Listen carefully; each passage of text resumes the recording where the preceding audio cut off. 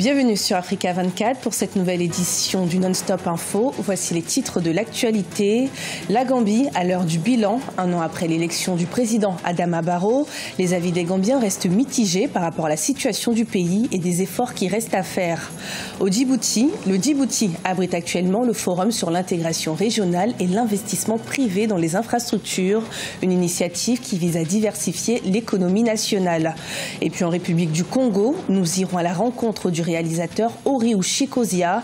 À 30 ans, le jeune homme ambitionne de redonner un nouveau souffle au cinéma congolais.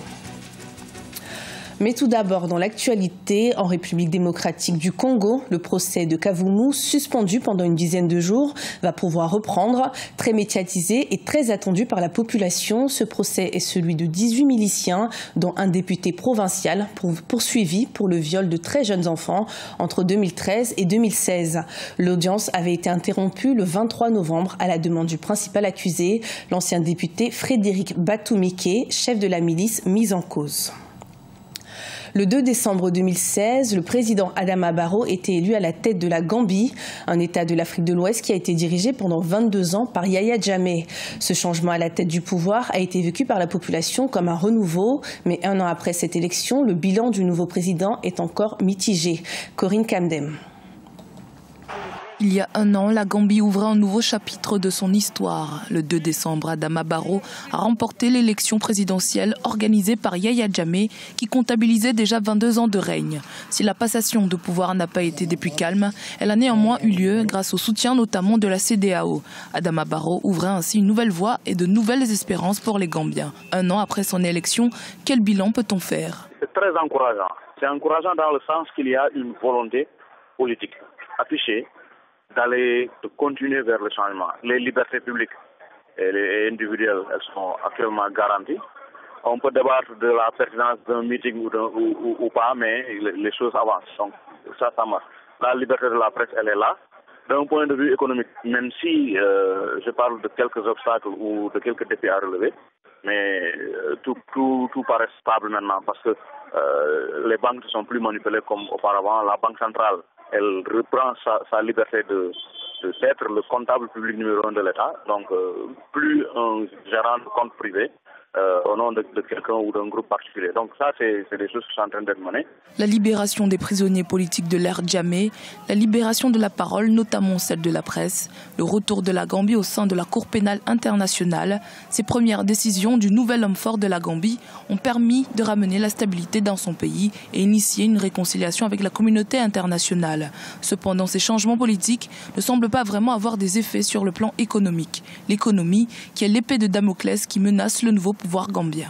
Sur le plan économique, il y a beaucoup à faire, notamment dans le domaine de la discipline budgétaire. Il y a la commission d'enquête sur les biens des Yaya qui est en cours. Et ce qu'on constate des auditions de cette commission, c'est que pratiquement tout le tissu économique est gangréné par un système qui était mis en place et qui permettait de la présidence de donner des instructions, soit pour faire décaisser de l'argent, soit pour faire partir un investisseur ou placer un autre au nom de quelqu'un. Donc une instabilité qui n'est pas du tout bon pour l'investissement. Et rien n'indique que le système en place a été complètement balayé parce qu'il n'y a pas de réformes en termes légaux clairs qui sont là, qui donnent une direction. En effet, la situation économique n'est pas l'unique point faible du nouveau pouvoir gambien. Le président Adama Barrow doit accélérer la mise en place d'une véritable structure juridique dans son pays. À cet effet, la commission Vérité et Réconciliation mise en place par le président Barrow devrait démarrer l'audition des témoins victimes d'exactions sous l'ère de son prédécesseur Yaya Jammeh dans les semaines à venir. On note également des améliorations au niveau de la Cour suprême et de la Haute Cour qui sont désormais entièrement constituées par des juges gambiens. Au Djibouti, le Forum sur l'intégration régionale et l'investissement privé dans les infrastructures se poursuit ce 5 décembre, un événement où de nombreux pays ont été conviés et qui permet surtout aux décideurs et économistes d'élaborer des solutions pour la diversification de l'économie nationale. Des détails avec Wendiam Valentin Compaoré, commenté par Idlet Mirabel Bissou. Djibouti veut transformer son économie. Du 4 au 5 décembre 2017 se tient dans la capitale Djibouti le premier forum sur l'intégration régionale et l'investissement privé dans les infrastructures. Décideurs politiques, représentants d'organisations financières internationales et acteurs du secteur privé y prennent part sur initiative de la Chambre de commerce de Djibouti. Au menu des échanges, la diversification de son économie. Il faut passer maintenant à Djibouti à l'ère commerciale et de l'ère commerciale à celle de l'industrie de transformation. C'est la volonté du président de la République de faire encore évoluer l'économie djiboutienne.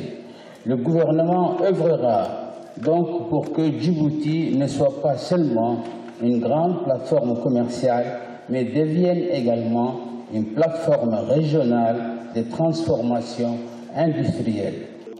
L'économie djiboutienne repose à 75% sur le secteur des services.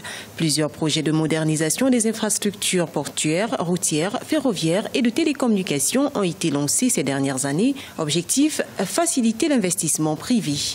Ces 2 jours de travaux sont aussi l'occasion pour la République de Djibouti de partager son expérience en matière d'investissement dans les infrastructures. Le nouveau port multimodal de Djibouti a le même tirant d'eau que le premier port de Doralé. Mais il peut accueillir des bateaux de 15 000 conteneurs et traiter 9 millions de tonnes de marchandises par an. De par cette proposition sur la seconde route maritime la plus empruntée au monde, la République de Djibouti a axé son développement économique sur le commerce multilatéral et régional. Ce pays situé à la Corne de l'Afrique projette un taux de croissance de 7% en 2017. Les opérateurs de téléphonie sanctionnés au Cameroun, l'Agence nationale de régulation des télécommunications réclame de fortes amendes aux opérateurs MTN, Orange et Nextel, ainsi qu'à l'entreprise publique Camtel. Ces derniers sont accusés de manquement aux obligations liées à l'identification des abonnés et à l'usage des fréquences radioélectriques. Ils écopent chacun d'une amende d'au moins 3 milliards de francs CFA, sauf Camtel, l'opérateur public des télécoms, qui a une amende moins lourde, 300 millions de francs CFA. À seulement 30 ans, le réalisateur Oriushi Kozia, lauréat du prix Orisha pour son documentaire Mudu Mango, se lance dans la formation afin de transmettre son savoir aux passionnés du métier grâce à son nouveau projet Trait d'Union. L'artiste espère ainsi mettre en avant le cinéma congolais. Découverte dans le reportage de notre correspondant de Vaponzo. Avec un parcours peu classique, le réalisateur congolais Oriushi Kozia continue à œuvrer pour le développement du cinéma congolais. C'est grâce à un stage pendant 2 ans en régie, son et lumière à l'Institut français du Congo que ses envies de faire du cinéma se sont révélées. Mais faute d'école de formation de cinéma dans le pays et de moyens financiers, il a dû évoluer dans la débrouillardise. En 2012, il a obtenu une bourse pour la France où il a appris les fondamentaux du cinéma documentaire. Le cinéma congolais manque encore d'identité culturelle selon lui.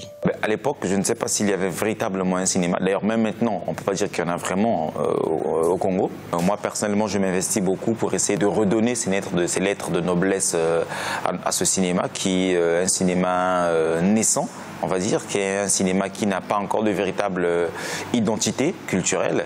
C'est un cinéma qui est en train de naître, c'est un cinéma qui est en train de se former, qui est en train d'émerger malgré les difficultés que nous connaissons au quotidien. Le vidéaste congolais a décroché le 3 octobre dernier à Paris le prix Orisha 2017 pour son œuvre Mudu Mango, dans lequel il fait renaître un mythe de l'ancien royaume Congo. Son actuel projet d'atelier d'écriture et de réalisation cinéma, Trait d'Union, qui a débuté en novembre dernier, vise à transmettre son savoir aux autres. Aujourd'hui, je suis là avec les stagiaires, avec qui on a partagé des très bons moments d'échange, de complicité sur le projet Trait d'Union, un projet qui consiste à transmettre la connaissance cinématographique dans un milieu donné. Voilà. Ori Kozia compte à son actif plusieurs courts-métrages, parmi lesquels Dieu danseur, Epicura, Le cœur de la bête et un seul long-métrage hybride réalisé en 2016. Il est aussi l'organisateur du festival de cinéma Chitari qui signifie miroir, dont la première édition a eu lieu la même année à Brazzaville.